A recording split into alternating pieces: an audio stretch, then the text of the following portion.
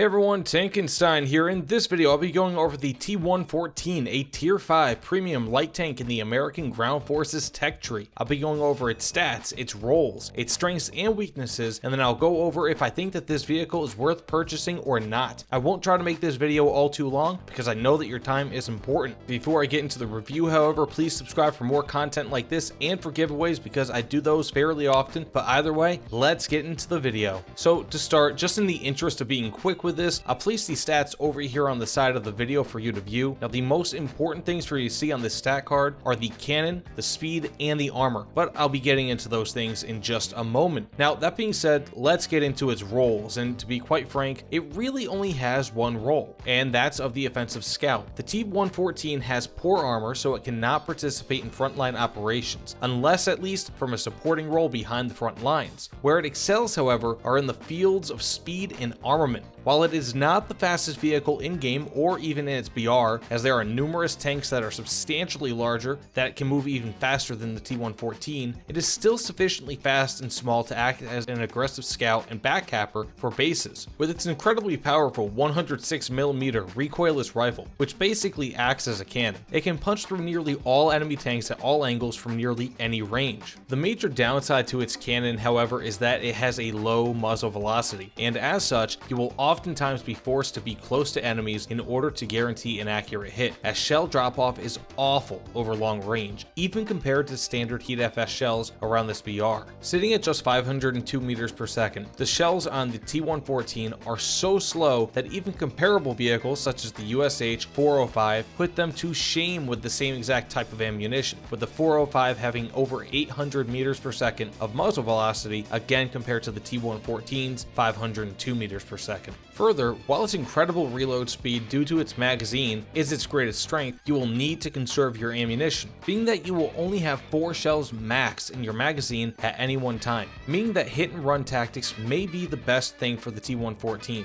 taking 1 or 2 shots here and there in order to damage or destroy enemies, leaving enough time between engagements to reload at least some of your ammunition into your auto-loaded magazine. Thankfully, the T114 has an incredibly quick reload to put shells back in the autoloader, so you won't be waiting for too long. Just make sure that you're skirting around the perimeter of the battlefield in flanking maneuvers, both attacking and scouting, as you will die if you jump into the middle of a fight, being that the T114 has little armor and a mediocre turret traverse. If you flank your enemies, you will be much more likely to only have to slightly turn your turret, which will allow you to mask this major weakness, as opposed to being flanked by enemies because you decided to turn a light tank into a main battle tank and die in the process. Ultimately, the T114 is a great capper and a great flanker, though its speed and gun limitations will make it so that flanking around the inner border of the map rather than on the very edges of the map will likely be the best move to make it in this vehicle and be successful. And now let's get to the strengths and weaknesses, and as always, I'll start off with its strengths. So number 1, it has good speed and decent acceleration, although it is a little bit lackluster for such a small tank. Secondly, it has an amazingly powerful armament. Between the incredibly quick reload, high armor pen, and decent accuracy, it can defeat most opponents before they even know what hit them. Its armament means that it can punch above its weight class and being competitive through 8.7 BR, or at least until it starts to encounter ERA. Third, its small size makes it difficult to hit, which is of great use when scouting. Fourth, it has night vision. This, however, isn't that huge of a strength just because you're not going to have a ton of night matches, but it does prolong how effective this can be up through higher BRs. And finally, it has premium bonuses. And now for its weaknesses, and unusually, there are more weaknesses, at least that I could find, than there are strengths. As I am typically an optimist, this really did not bring out the optimist in me. So first and foremost, it has very little armor, although it is enough to occasionally deflect shells and will pretty much stop every HMG that it will face, unless at extremely unlikely angles or if those shells are coming from a plane. Second, for a tank that works best in close to medium range fights, it has poor turret traverse. Third, the T114 is also extremely limited in terms of turret elevation, with only plus or minus 8 degrees. Fourth,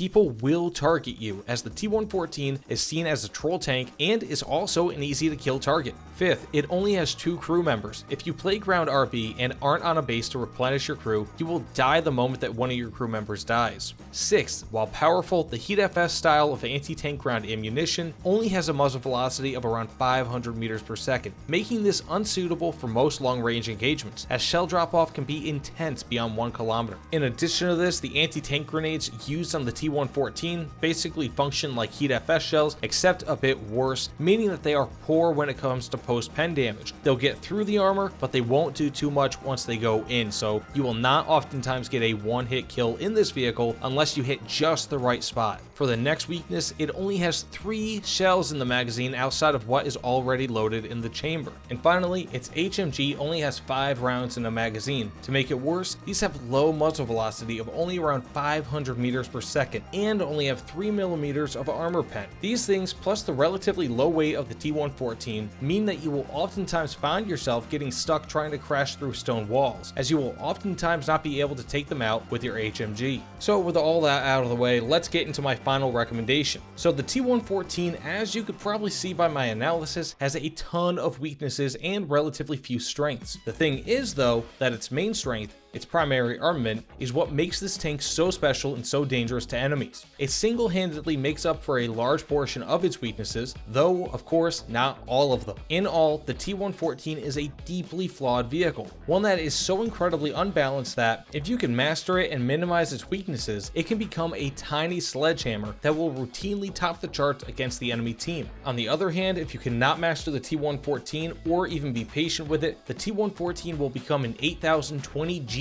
sink and will be a total waste of money. That 8020 GE is, when not on sale, the equivalent of around $40 USD, which means that it costs the same as excellent vehicle packs such as the T29, Tiger II SLA-16, and especially the Samua SM. Each of those packs comes with a similar BR vehicle that is much more well-rounded than the T114, meaning that they are much more beginner-friendly than, again, the T114, and they all come with 1 week of premium time plus 1000 GE. This all said, from my experience, I cannot stand playing the T114, but I cannot deny the massive success that people have with it, as time and time again, I get absolutely rolled by enemy players using it against me. The T114 has the potential to be incredibly strong, but at the same time, it is constantly on the knife's edge, meaning that one slip in your gameplay and it can easily mean that you'll die. In close quarter sneak attacks, however, you will almost always come out on top. So do I recommend the T114?